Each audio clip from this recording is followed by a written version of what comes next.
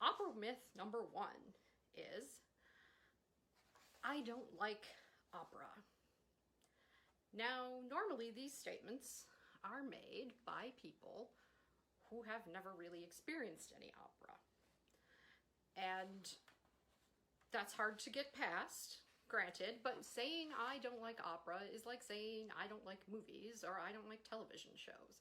There are lots of different kinds of opera. There are comedies, tragedies, short ones, long ones.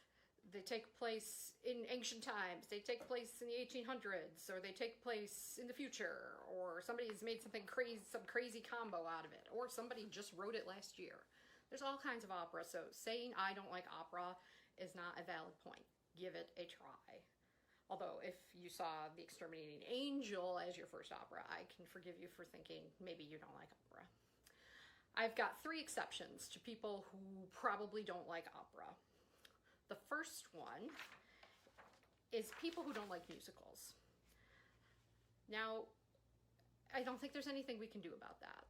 If they don't like musicals, chances are opera's not going to translate properly for them, and they're not going to like it any better sung in French or Spanish than they do in English. So people who like musicals, they're out. Number 2 person is the person who sees something once and that's it.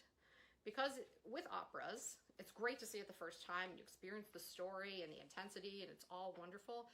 But we know that when you see operas multiple times, you gain an increased relationship with the music.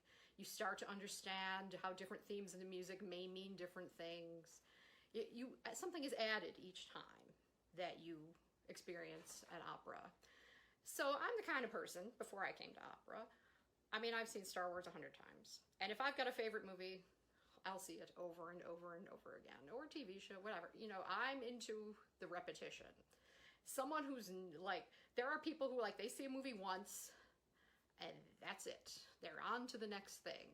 This kind of person might not, still borderline, but might not be your opera person. And the third type of person who may not like opera, unless it is in their native language, is the kind of person who will not, cannot, does not like subtitles.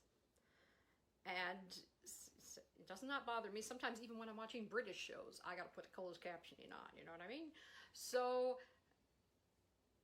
if they are anti-subtitle, chances are, unless the opera is in their native language, they are not going to be good with it. Okay, so those are my 3 exceptions for people who might not like opera. But generally saying, I don't like opera is kind of a general blanket statement, which may not mean anything. So, you know, still give that person a try, even if they say that.